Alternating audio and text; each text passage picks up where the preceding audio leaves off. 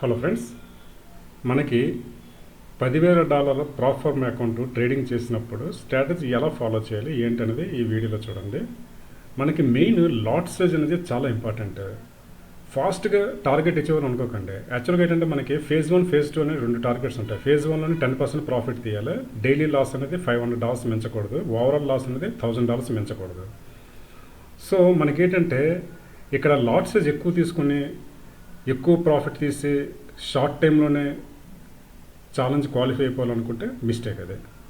కూల్గా $10,000 అకౌంట్ ఉందంటే చిన్న లాట్ తీసుకోవాలి. 0.20 ఈ వాల్యూమ్లో చూడండి, అన్ని 0.20లే ఈ లాట్స్ మాట. తీసుకోవాల్సిన కరెన్సీ పేరు, బెస్ట్ కరెన్సీ పేరు ఫర్ పర్ఫార్మెన్స్ యూరో యూఎస్డి. ఇందులో ఏంటంటే మనకి స్టేబుల్గా ప్రైస్ మూవ్మెంట్స్ అనేది అని ఒక ప్రాపర్ వేలో పద్ధతిగా నడుస్తుంటుంది కాబట్టి 90% యాక్యురేట్గా అనాలిసిస్ చేస్తూ ప్రాఫిట్ తీయడానికి అవకాశం ఎక్కువగా ఉండే కరెన్సీ పేరు యూరో యూఎస్డి.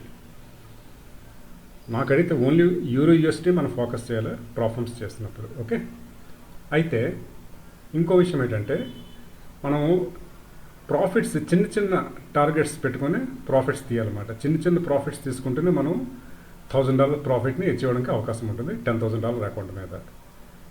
అందుకే ఏంటంటే లాస్ వచ్చినప్పుడు కూడా చిన్న చిన్న లాసెస్ తోటి మనం క్లోజ్ చేసుకోవాలన్నమాట. ఎక్కువగా ఓవర్ థింక్ చేయకూడదు.